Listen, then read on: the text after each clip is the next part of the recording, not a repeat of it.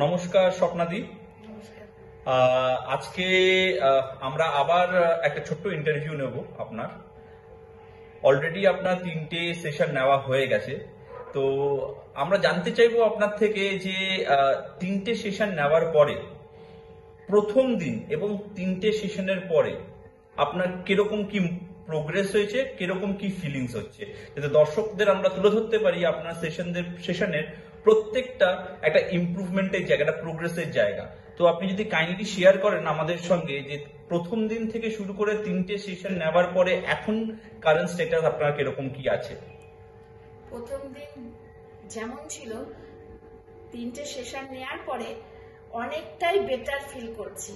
কেননা আমার হিমোগ্লোবিন তখন যা ছিল তার চেয়ে অনেকটাই হিমোগ্লোবিন আজকে বেড়েছে।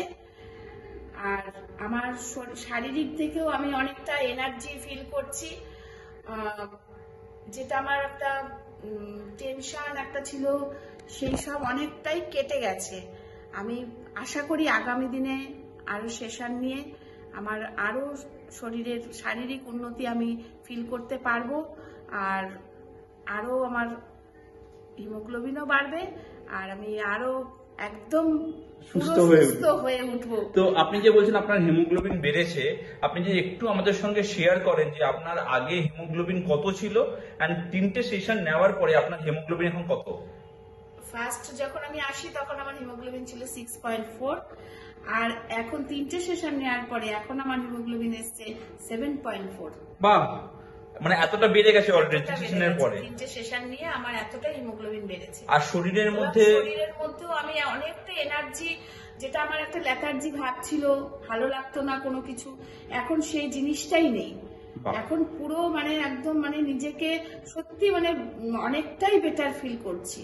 বাহ, থ্যাংক ইউ সো মাচ এই শেয়ারটা করার জন্য। কারণ কি এটাই আমাদেরকে আরো হেল্প করবে পরবর্তীকালে। কারণ কি আপনার তো একটা লম্বা সেশন রয়েছে এবং এই প্রত্যেকটা সেশনের পরে মানে একটা মাইলস্টোন আমাদের প্রত্যেকেরই জীবনে থাকে। তো সেই মাইলস্টোনটা অ্যাচিভ করলে আপনারও যেরকম আনন্দ হয়, আমাদেরও খুব আনন্দ হচ্ছে যে যে প্রসেসের মাধ্যমে এই এইচসিএইচ ট্রিটমেন্ট, যে ট্রিটমেন্টের মাধ্যমে আমরা সুস্থতা আপনার কামনা করছি, সেটা একদম ঠিক ডিরেকশনে রয়েছে। আশা করি আমরা আবার আগামী দিনে মিট করব এবং আপনার যে প্রবলেম, সেই প্রবলেম পুরোপুরি যাতে একদম রিজলভ হয়, ঠাকুরের কাছে এই প্রার্থনা আমরা করি। Thank you so much.